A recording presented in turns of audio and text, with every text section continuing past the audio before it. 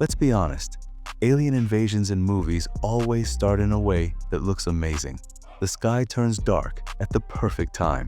Giant ships park over famous buildings like they're taking selfies. The music swells. Everyone instantly knows what it is. You want the invasion to be obvious. You want to look up and see the threat with your own eyes. You want a clear moment where the world changes, so you can say, "This is it." Reality doesn't announce itself like that. Any civilization that can cross interstellar space is not looking for a dramatic entrance. A loud arrival wastes energy, reveals intent, and gives humans time to react. The first shift you need is this.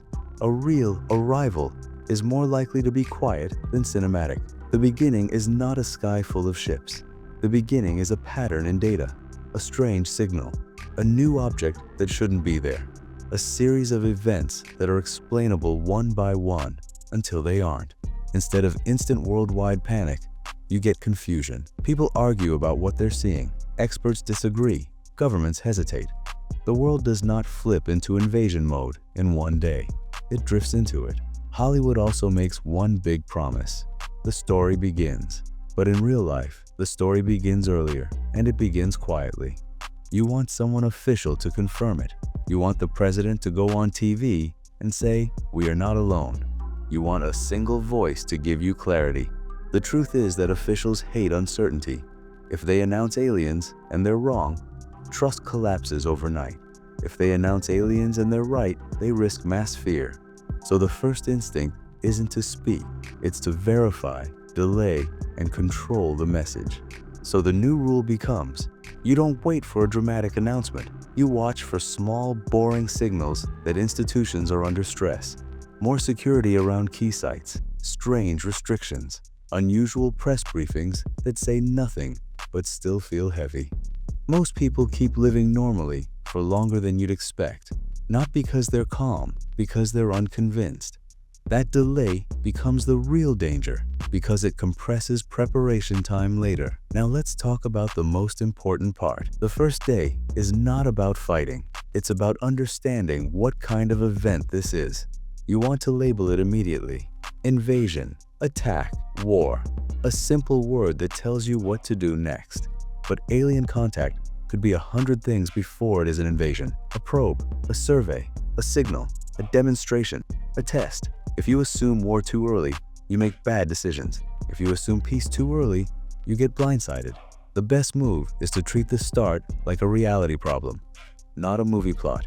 Your job is not to be brave. Your job is to be accurate. You separate what you know from what you feel. You act on facts, not vibes.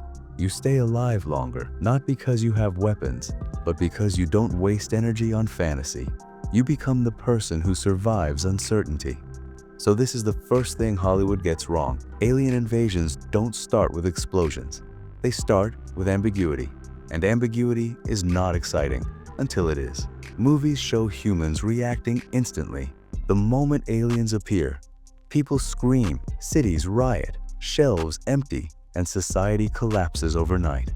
You want the fear to be visible. You want crowds running and chaos in the streets because it feels honest. Fear looks loud, and Hollywood loves loud fear. Real humans don't react that way at first. When something threatens our entire understanding of reality, our brains protect us by minimizing it. We delay belief. We rationalize.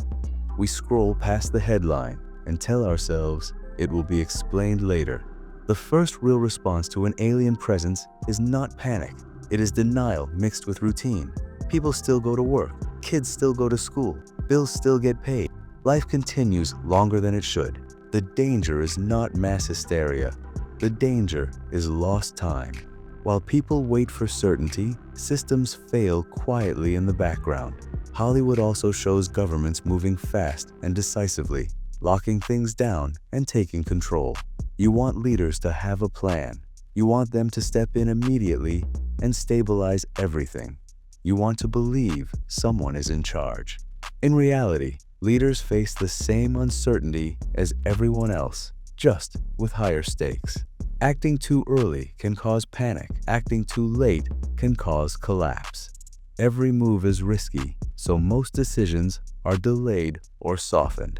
Instead of dramatic lockdowns, what actually happens is hesitation, vague statements, task forces, closed-door meetings. Information gets filtered and slowed because no one wants to be responsible for breaking the world before they're sure it's broken. Public trust erodes slowly, not because people are scared, but because they feel something is being hidden. Rumors spread faster than facts, and fear grows sideways instead of outward. Now look at the individual level, because this is where movies really miss the mark. You want to know what to do right now. Fight, flee, prepare. You want a clear instruction set, like in a video game tutorial. The problem is that early alien contact doesn't give instructions. There are no rules yet, no pattern you can rely on. Acting too strongly makes you look crazy. Acting too weak leaves you exposed. The smart response is quiet preparation. You don't post theories. You don't argue online. You pay attention. You reduce unnecessary exposure. You focus on flexibility, not heroics. You become adaptable. While others argue about what it means, you are already positioned to respond when meaning finally becomes clear. Hollywood wants panic because panic is visual. Reality delivers something worse. You want fear to explode so it can burn itself out. Fear that is delayed doesn't burn out. It accumulates. Stress builds slowly, silently, and unevenly across society. When the break finally comes, it's not a scream, it's a crack. That's the second thing Hollywood gets wrong. Humans don't collapse instantly, they hesitate. And hesitation is far more dangerous than panic. Hollywood loves the moment when humans fight back. Fighter jets launch, missiles fire, cities become battlefields. The invasion becomes a war we recognize. You want the conflict to look familiar. You want aliens to fight us the way humans fight each other. You want a battlefield, a front line, and a chance to win through force. Any civilization capable of reaching Earth already solved problems that define human warfare: energy, automation, distance. If they wanted us gone, there would be no fight, just absence, no cities, no counterattack.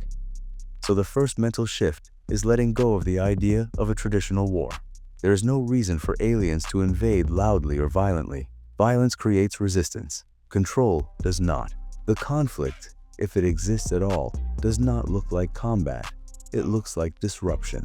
Movies also show the military responding immediately with full force. You want to believe that advanced weapons mean safety, that technology automatically balances technology, that strength invites respect. The truth is that strength only matters if both sides share the same limitations. Aliens do not need to occupy territory the way humans do. They do not need supply lines the way we do. They do not need speed if they have patience.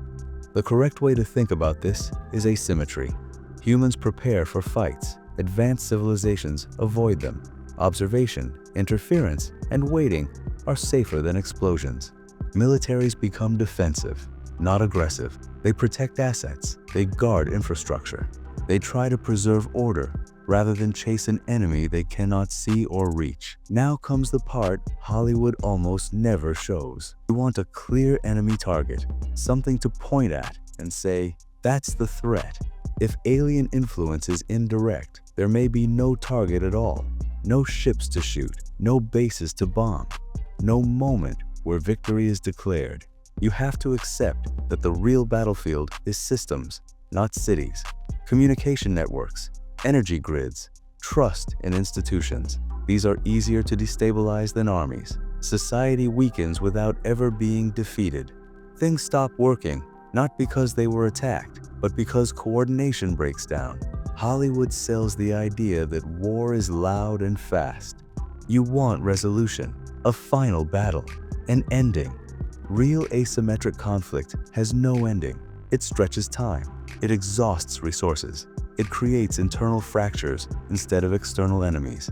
Survival is no longer about winning. It is about functioning while uncertainty continues. The people who last are not soldiers. They are planners, technicians, and organizers. That's the third thing Hollywood gets wrong. If aliens ever confront humanity, it won't look like a war. It will look like a world that slowly stops making sense. Movies show cities burning and buildings falling. Everything breaks at once, loudly and dramatically.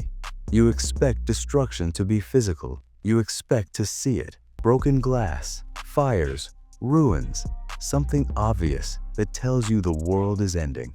In reality, collapse starts with things you don't notice right away. Systems don't explode, they degrade. Small failures stack until normal life becomes impossible. The shift you need to make is understanding that infrastructure is fragile. Power grids, supply chains, communication networks all depend on coordination, trust, and timing. None of those require aliens to attack them directly to fail. Life becomes harder long before it becomes dangerous. Convenience disappears first. Safety disappears later. Hollywood also tells us that humans come together when facing an outside threat.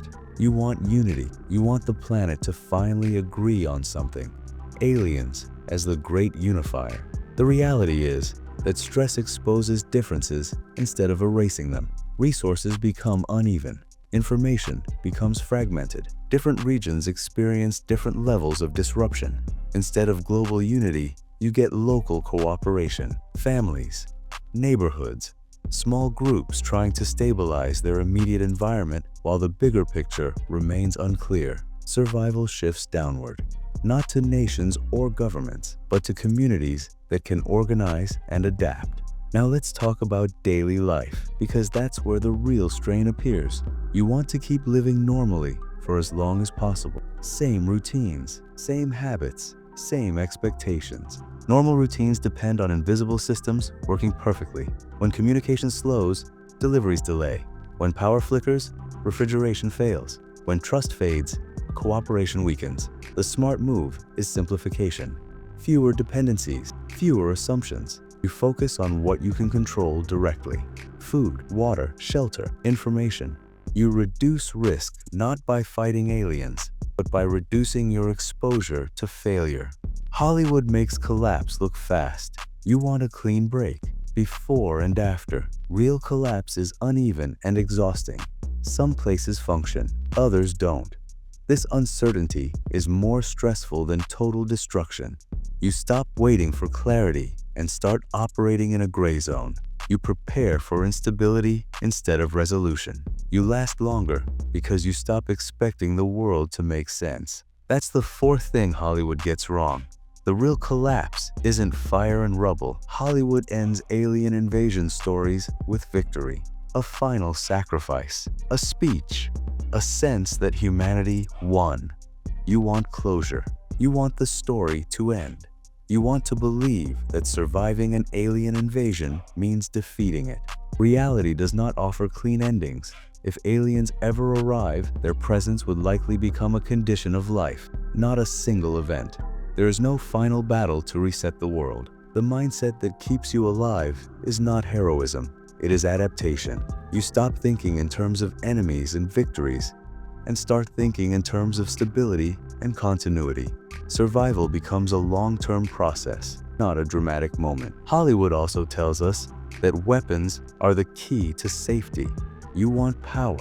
You want something that makes you feel protected. Power without coordination creates danger. A world full of armed, stressed, confused people is more lethal than any external threat. The real advantage shifts to people who can organize, communicate, and solve problems calmly. Skills outlast weapons. Trust outlasts fear. Communities that cooperate endure longer than individuals who try to dominate. Now comes the hardest truth. You want to believe intelligence alone will save you. Knowing the truth is enough. Knowledge without action changes nothing. Awareness without preparation only increases anxiety. The useful response is quiet readiness. You simplify your life. You reduce unnecessary dependencies. You build relationships. You learn practical skills. You gain resilience. Not against aliens, but against uncertainty. Hollywood frames survival as exciting. You want meaning to feel heroic. Real survival is repetitive, uncomfortable, and dull. It's maintenance. It's discipline. It's patience. You redefine success, not as winning, but as continuing. You stay alive long enough to build something new.